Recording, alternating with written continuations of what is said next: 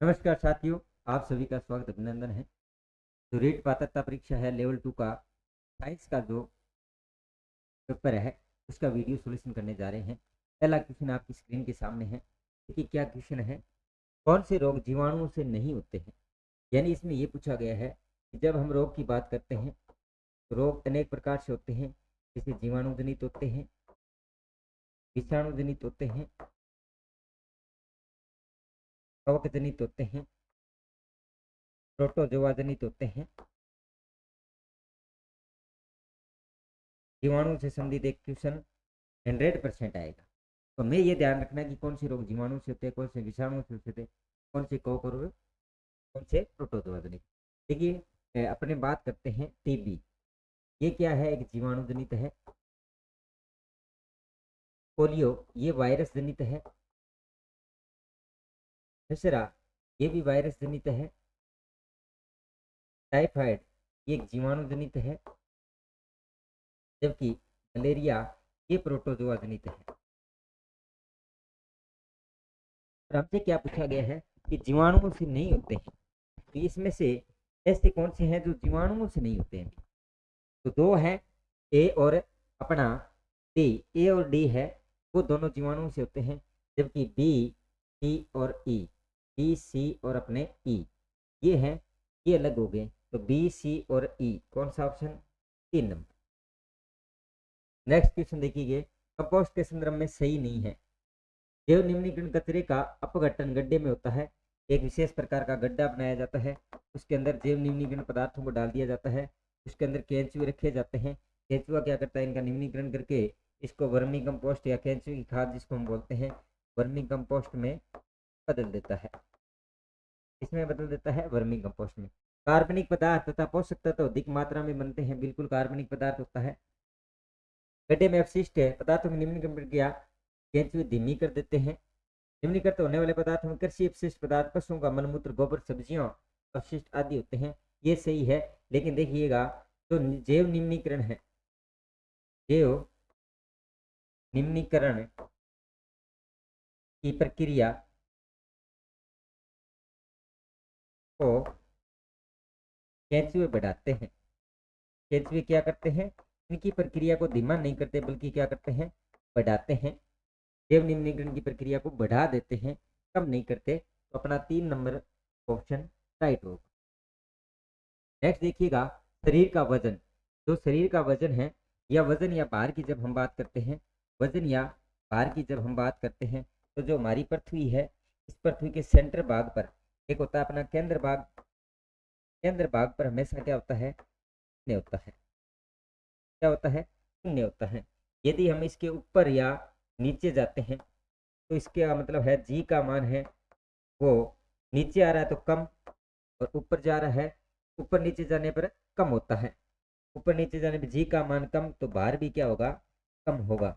लेकिन ध्यान करना, जो अपने ध्रुव हैं, जो अपने एक होती है विषुवत रेखा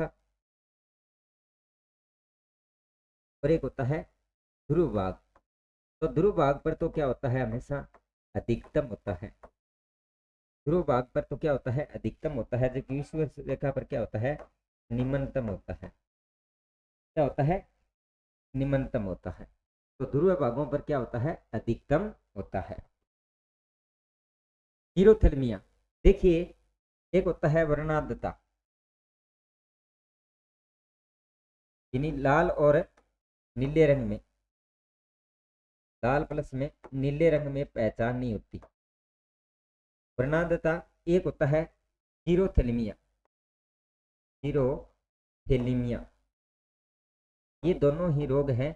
ये किसकी कमी से होते हैं, ये दोनों ही रोग है वो विटामिन ए की कमी से होने वाले रोग हैं। कौन से विटामिन की कमी से होते हैं, विटामिन ए की कमी से होने वाले रोग होते हैं।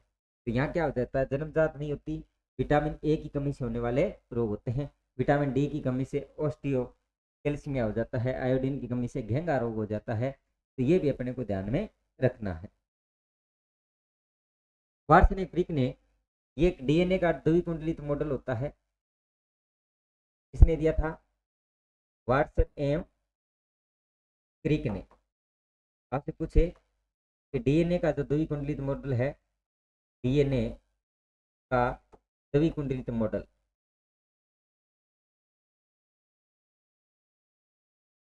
कौन सा मॉडल? द्विकुंडलित मॉडल। और ये कब दिया गया था? 1953 ईस्वी में। तो यहाँ क्या पूछा गया है, कब प्रस्तुत किया गया था? 1953 ईस्वी के अंदर इसको प्रस्तुत किया गया था। कौन सा कथन प्राणियों में स्तंभ कोशिकाओं के प्रत्यारोपण के संबंध में असत्य है? यानी कि स्तंभ कोशिकाओं का हम जब प्रत्यारोपण करते हैं तो क्या होता है, ये प्राणी में जीवन भर स्वयं गुणन करती है, बिल्कुल। यानी जब हम नई कोशिकाओं का प्रत्यारोपण करते हैं तो नई कोशिकाएं क्या है, गुणन करना प्रारंभ कर देती है, यानी विभाजन करना प्रारंभ कर देती है। अंगों के क्षतिग्रस्त ऊतकों की मरम्मत भी करती है, ये बात भी सही है। एक या अधिक प्रकार की विशिष्ट कोशिकाओं को बनाने की क्षमता रखती है, यानी कि नई कोशिकाओं का निर्माण भी करना प्रारंभ कर देती है। ये केवल भ्रूण में पाई जाती है, नहीं, ये गलत हो गया। केवल भ्रूणीय अवस्था में नहीं, ये सभी अवस्थाओं में हम कोशिकाओं का क्या कर सकते हैं, प्रत्यारोपण किया जा सकता है। नेक्स्ट, वायु ध्वनि का वेग 332 मीटर प्रति सेकंड है। यदि वायु के दाब को दुगुना कर दिया जाए, देखिए एक होता है ध्वनि का वेग, ध्वनि का वेग ये किस पर निर्भर करता है? ध्वनि की प्रबलता पर निर्भर करता है, ध्वनि के आयाम पर निर्भर करता है, ये प्रबलता है, ठीक है ना। अनुप्रस्थ तरंगों का इसका गुण होता है। लेकिन कभी भी ध्वनि, ध्वनि ध्यान रखना, ध्वनि है वो दाब पर निर्भर नहीं करती, दाब पर निर्भर नहीं होती, नहीं। इस कारण है तो ध्वनि दाब पर निर्भर नहीं करेगी। इसका मतलब ये है कि जो ध्वनि का वेग है वो क्या रहेगा, ध्वनि दाब पर निर्भर नहीं करती। इसका मतलब है ध्वनि का जो वेग है वैसे का वैसा रहेगा, ध्वनि का वेग नहीं बदलेगा। इसका मतलब ये 332 मीटर प्रति सेकंड ही रहेगा। ध्वनि है वो दाब पर, वेग पर निर्भर नहीं करता है। कार्बन किस अपरूप में फुटबॉल जैसी गेंद, जिसको हम C60 संरचना बोलते हैं, इसी को हम क्या बोलते हैं, पक फुलरीन कहा जाता है, ठीक है। sp2 संरचना होती है, संकरण है वो क्या होता है, sp2 होता है। तो कौन सी संरचना हो जाएगी, फुलरीन C60 संरचना। विज्ञान जिसमें पशु और मानव शारीरिक संरचना का अध्ययन करते हैं, इसको बोलते हैं शरीर विज्ञान, शरीर विज्ञान या शरीर संरचना विज्ञान।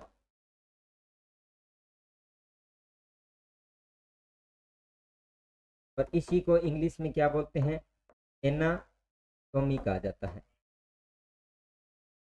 क्या कहा जाता है, एनाटोमी कहा जाता है। तो सी नंबर आंसर। नेक्स्ट देखिए, नील आर्मस्ट्रांग ने सबसे पहले चांद पर कब उतरे थे? ये प्रथम भारतीय थे जो नील आर्मस्ट्रांग चांद पर गए थे। कब गए थे? जुलाई 1969 के अंदर नील आर्मस्ट्रांग ने चांद पर अपना पहला कदम रखा था। तो जुलाई 1969 में।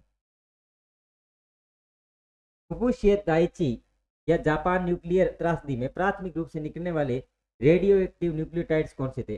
देखो, फ्लोरीन और कैल्शियम के बिल्कुल नहीं थे, ऑक्सीजन एवं बेरियम ये भी नहीं थे, जबकि आयोडीन 131 एवं क्लोरीन ये भी नहीं थे। तो कौन थे? आयोडीन 131 एवं सीजियम 137 ये दोनों उपस्थित थे। कौन से थे? आयोडीन 131 और सीजियम 131 ये दोनों उपस्थित थे भाई, इनको आपको अच्छे से ध्यान रखना है। दोनों ही रेडियो एक्टिव है। आयोडीन की कमी से गंगा रोग हो जाता है, सीजियम कालाजार रोग हो जाता है जिसको बोलते हैं। तो ये दोनों उपयोग में लिए गए थे। ऊर्जा को नए तो बनाया जा सकता है और नई नष्ट किया जा सकता है। एक प्रकार से हम उसको बोलते हैं ऊर्जा का संरक्षण नियम, ऊर्जा का संरक्षण नियम। यानी ऊर्जा को नए तो बनाया जा सकता है और नई नष्ट किया जा सकता है। लेकिन इसी नियम को ऊष्मीय नियम के आधार पर देखें, ऊष्मीय नियम के आधार पर देखें तो जो ऊष्मीय नियम है वो क्या कहता है? ऊष्मागतिकी का शून्य नियम, ऊष्मागतिकी का प्रथम नियम, ऊष्मागतिकी का द्वितीय नियम, ऊष्मागति का मूल नियम। ऊष्मागति का जो प्रथम नियम है यह अनुमान किस नियम से लगाया गया था? यानी कि ऊर्जा का न तो संरक्षण किया जा सकता है और नई नष्ट किया जा सकता है। ये ऊष्मागति का जो प्रथम नियम था, कौन सा नियम? ऊष्मागतिकी का प्रथम नियम। इसी नियम से इसका क्या किया गया था, निर्माण किया गया था, उष्मागतिकी के प्रथम नियम से। नेक्स्ट देखिए, पारिस्थितिक तंत्र में कौन से दो घटक होते हैं। जो पारिस्थितिक तंत्र होता है, ये पारिस्थितिक तंत्र के दो मुख्य घटक होते हैं। एक घटक होता है अपना जैविक और दूसरा घटक होता है अपना अजैविक। जैविक और अजैविक दो मुख्य घटक होते हैं। पारिस्थितिक तंत्र के टेंसलेन ने इसकी खोज की थी, तो जैविक और अजैविक घटक हो जाएंगे। नेक्स्ट देखिएगा, मैक्रोन्यूट्रिएंट्स यानी सूक्ष्म मात्रा में, सूक्ष्म मात्रिक, ठीक है। तो सूक्ष्म मात्रिक कौन सा होता है, लोहा, मैग्नीज और तांबा नहीं, बोरॉन, क्लोरीन और निकल, मोलिब्डेनम और जिंक। तो यहाँ राइट आंसर होगा एनपीके। एनपीके इसका बिल्कुल राइट आंसर हो जाएगा। ये माइक्रो न्यूट्रिएंट्स कहलाते हैं। सूक्ष्म मात्रिक जो है वो माइक्रो न्यूट्रिएंट्स कहलाते हैं, ठीक है। सूक्ष्म मात्रिक और अपने एक होता है बृहद मात्रिक। तो मैक्रो न्यूट्रिएंट्स क्या होते हैं, वृहद मात्रिक होते हैं। एक माइक्रो न्यूट्रिएंट्स होते हैं, सूक्ष्म मात्रिक होते हैं। एनपीके है, ये वृहद मात्रिक होते हैं, जैसे अपना मोलिब्डेनम है ना, अपना कॉपर है, अपना मैग्नीशियम है, ये सूक्ष्म मात्रिक होते हैं। और वृहद मात्रिक पोषक तत्वों की होती है, तो इसको एनपीके कहा जाता है। ओम का नियम व्याख्या करता है। ओम का नियम 20 समानुपाती है आई के, या पी बराबर क्या होता है पी आई। ये ओम का नियम दिया था। और प्रत्यावर्ती ध्वनि के पारित होने पर नहीं होता, प्रकाश के पारित होने पर नहीं होता, किसी तार के धारा प्रवाह पर, किस पर डिपेंड करता है, धारा के प्रवाह पर डिपेंड करता है। इसी को हम ओम का नियम कहते हैं। 20 समानुपाती है क्या है, आई से ध्यान करना है। नेक्स्ट देखिएगा, निम्नलिखित में से कौन सी धातु गर्म करने पर, यानी कुछ धातुएं होती है, धातुएं केवल और केवल क्या करती हैं, केवल गर्म जल से क्रिया, या ऐसे पूछ ले ठंडे जल से क्रिया नहीं, ठंडे जल से क्रिया नहीं करती। यदि ये पूछा जाता है तो आपको अच्छे से याद रखना है, कैल्शियम और अपने मैग्नीशियम दो धातुएं ऐसी होती है जो गर्म जल से क्रिया करती है और क्या होता है, तैरना प्रारंभ कर देती है। कैल्शियम, कॉपर, सिल्वर, मैग्नीशियम और एल्यूमिनियम। तो सी नंबर ऑप्शन होगा, कैल्शियम भी इसके साथ सम्मिलित है और मैग्नीशियम भी इसके साथ सम्मिलित है। देखिए, सीधी रेखा में चलने, साइकिल चलाने जैसी गतिविधियां किसके द्वारा नियंत्रित होती है, अनुमस्तिष्क भाग, प्रमस्तिष्क भाग, मेरुदंड भाग, अधिवर्ग भाग। देखिए, मेरुदंड भाग है या मेरुरज्जु कहते हैं, ये व्यक्ति को सीधा खड़े रहने में, व्यक्ति को सामंजस्य स्थापित करने में सहायक होता है। देखिए, अनुमस्तिष्क भाग है, इसके अंदर नियंत्रण एवं समन्वय होता है।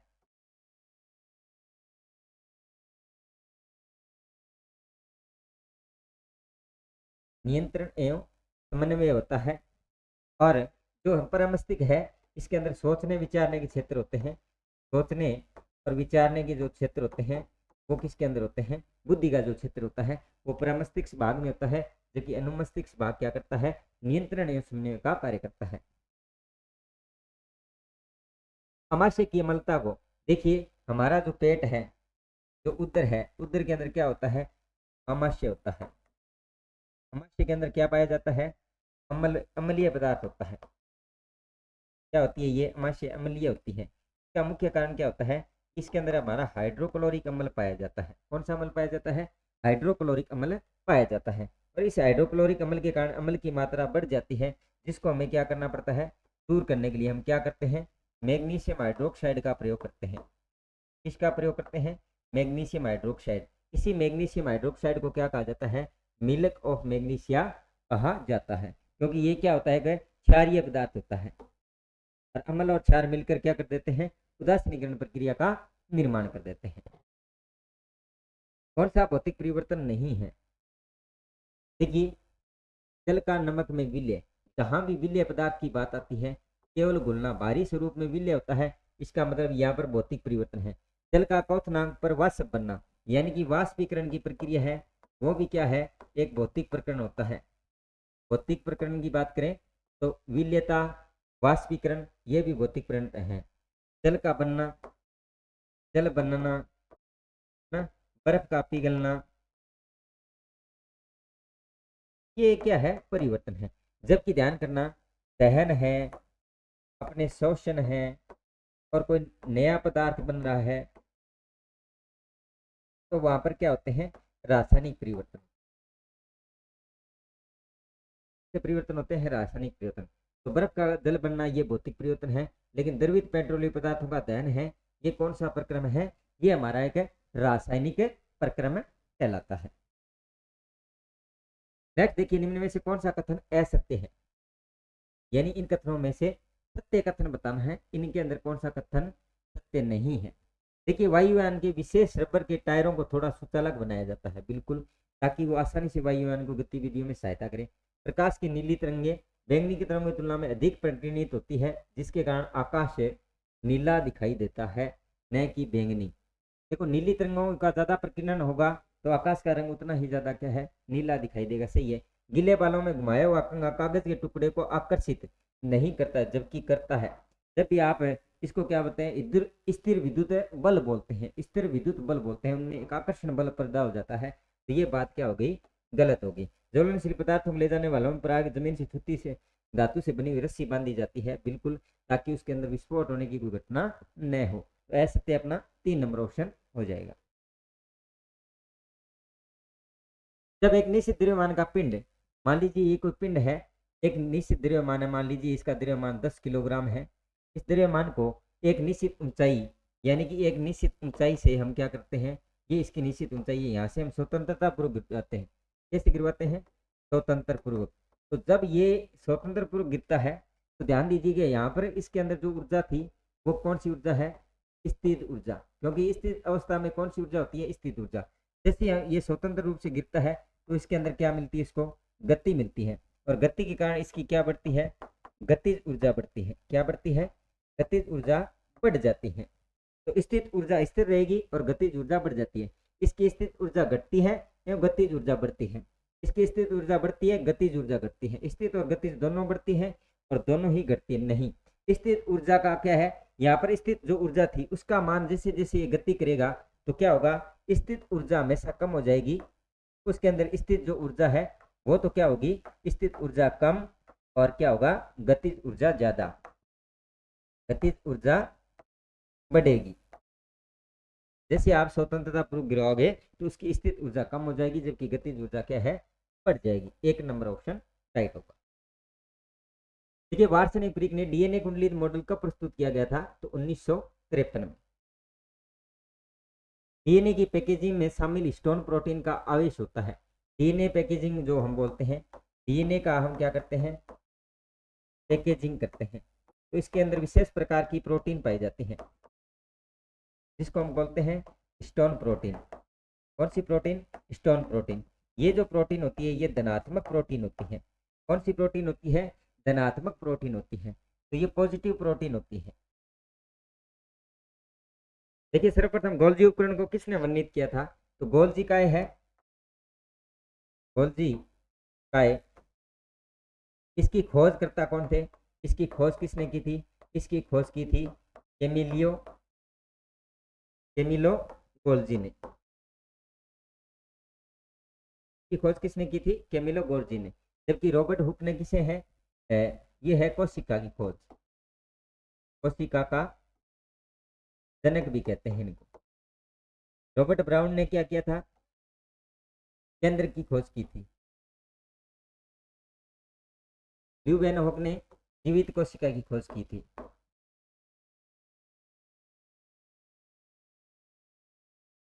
यानी कि केंद्र की खोज किसने की थी, रॉबर्ट ब्राउन ने।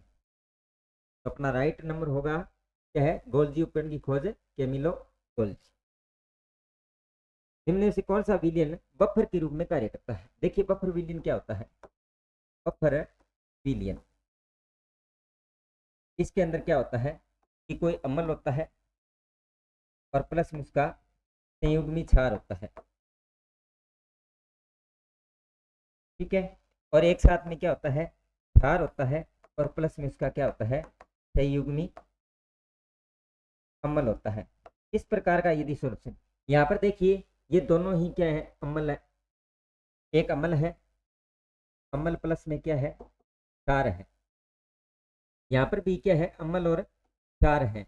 लेकिन यहाँ पर देखिएगा इसके अंदर अम्ल भी है और सुगमी क्षार भी है, इसके अंदर सुगमी क्षार भी है और इसके अंदर क्या है, सुगमी क्षार के साथ अम्ल भी है, इसमें भी उपस्थित है। लेकिन वास्तविकता में ये दुर्बल है और ये प्रबलता के रूप में जाना जाता है, इसलिए इसका आंसर है वो 3 नंबर माना गया है। हालांकि ये भी क्या एक बफर की भांति व्यवहार करता है, लेकिन सही आंसर क्या माना है, सही आंसर ये होगा एसिटिक एसिड का सोडियम एसिटेट से जब क्रिया करवाते हैं तो हमें एक बफर सॉल्यूशन प्राप्त होता है। सम्मिलित करना है, क्या करना है, जो मेंडल है, मेंडल ने अपने जो नियम दिए थे, तो इसने मेंडल ने अपने नियम किस पर दिए थे, मटर के पौधे पर।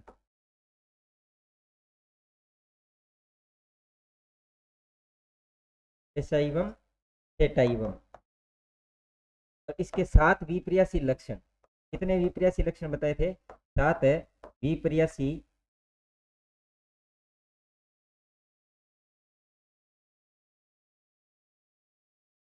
विपर्यासी लक्षणों का अध्ययन किया था।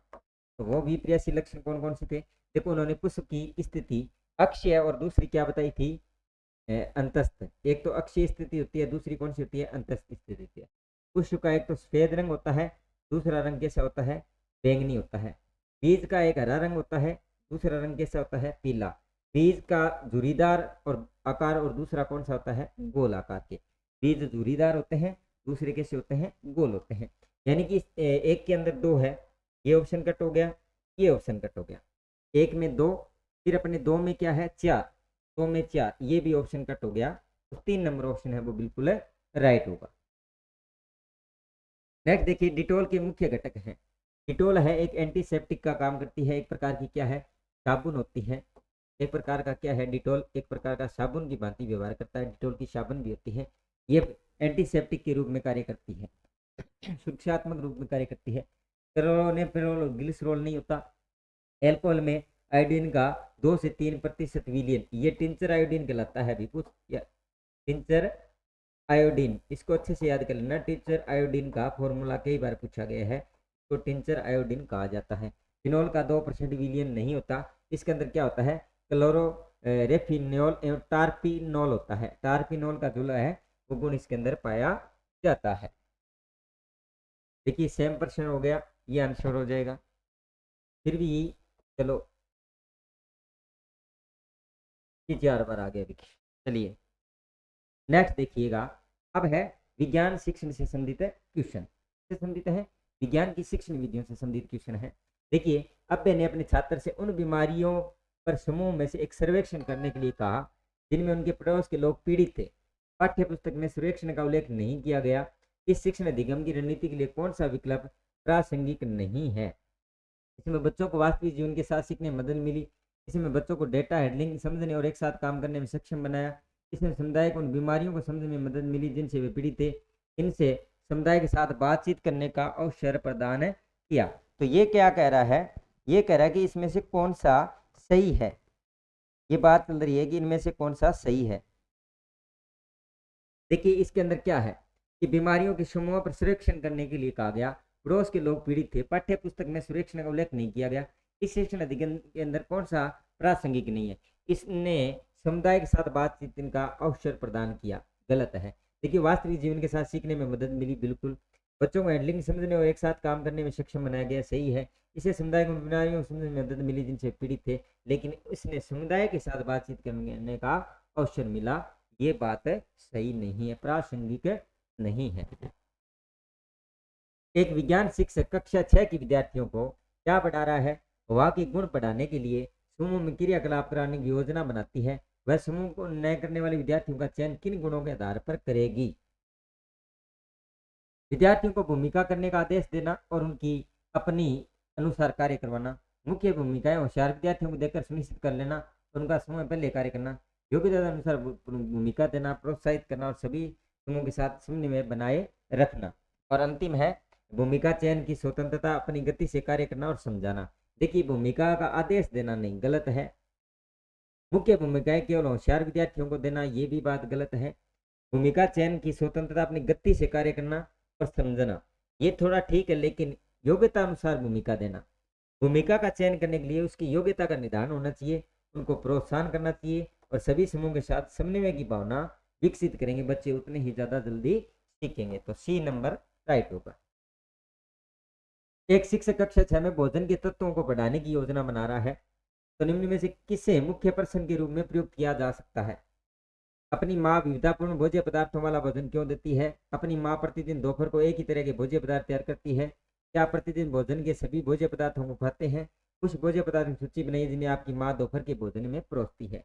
भोजन के तत्वों की बात कर रही है। जब आप बात करते हैं बच्चों की, तो बच्चों से सबसे पहले सामान्य बातें पूछी जाती हैं जिससे बच्चों का थोड़ा सा अनुभव हो। तो सामान्य बात की यदि बात करें तो व्यक्ति की, बच्चे की माँ है, वो विविधतापूर्ण भोज्य पदार्थों वाला भोजन क्यों बनाती है? विविधतापूर्ण का मतलब है कि बच्चे को ये पता होना चाहिए कि आपकी माता जी जो भोजन बनाती है उसके अंदर अलग अलग पदार्थों का निर्माण क्यों करती है, अलग अलग तत्व क्यों लेती है, कौन कौन से तत्व सम्मिलित होते हैं, बच्चे को सामान्य नॉलेज होता है। इसलिए अपना एकदम राइट आंसर ये होगा। विद्यार्थियों को विपरीत करने के लिए शिक्षक निर्देशन का आयोजन करता है, यानी केवल क्या करता है? निर्देशन का कार्य करता है, लेकिन निर्देशन का अपेक्षित परिणाम नहीं आ पाता। शिक्षकों के लिए सर्वश्रेष्ठ सलाह क्या है? यानी कि एक अच्छा शिक्षक है, वो बच्चों को एक अच्छा निर्देशन दे रहा है, गाइडेंस दे रहा है, लेकिन गाइडेंस देने के बावजूद भी उसको अच्छा निर्देशन प्राप्त नहीं हो रहा। इसके क्या कारण हो सकते हैं? विद्यार्थियों के साथ मिलकर निर्देशन की असफलता का कारण पता लगाना, उसे समझाना, विज्ञापन समय के पास एक नोट भेजना जिसमें कक्षा में आने के लिए कहा जाए, निर्देशन को रोकना और उसे दोबारा करना, कक्षा को बताना कि निर्देशन असफल हो गया और उसी के कारण निर्धारित करने में सहायता करना। देखिए, निर्देशन की सबसे इंपॉर्टेंट विधि क्या है कि जब आप किसी चीज का निर्देशन दे रहे हो और बच्चे के अंदर निर्देशन का वो गुण नहीं आ रहा है, तो आपको एक बार उस निर्देशन को क्या करना चाहिए? वहीं रोक देना चाहिए और उसको दोबारा निर्देशित करने की कोशिश करनी चाहिए। ये होनी चाहिए पहली प्राथमिकता। तो निर्देशन को रोकना और फिर उसे दोबारा करवाना, ये है निर्देशन की पहली प्राथमिकता। कक्षा 8 के छात्रों को कमानीदार तुला की सही उपयोग विधि पढ़ाते समय गुंजन ने नीचे दिए गए चरणों में पालन करने के लिए कहा गया। क्या करना है गुंजन को? एक कमानीदार तुला है, उस तुला का क्या करना है? आकलन करना है, तुला को देखना है कि इसके अंदर कौन से कथन सही है।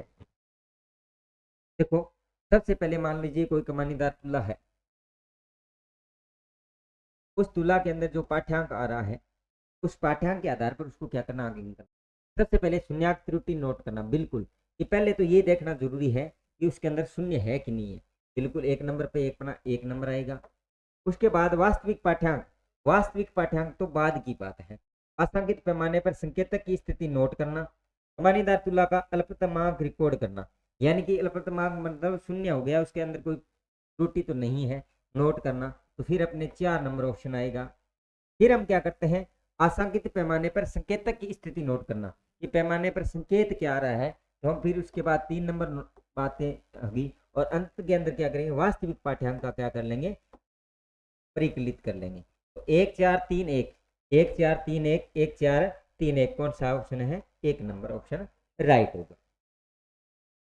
नेक्स्ट है, जितने भी क्वेश्चन हैं वो मैथ के क्वेश्चन रहेंगे, आपको सुभाष सर कराएंगे मैथ के क्वेश्चन। तो ये था जितने साइंस के क्वेश्चन और साइंस की शिक्षण विधियों से संबंधित क्वेश्चन थे।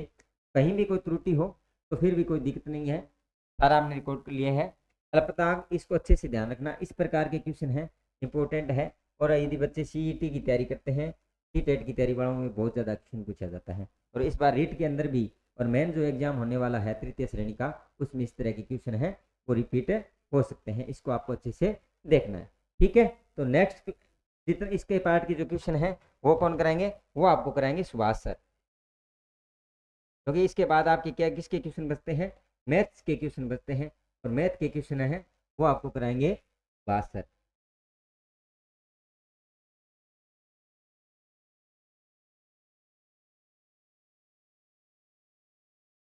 ठीक है, चलिए, ओके।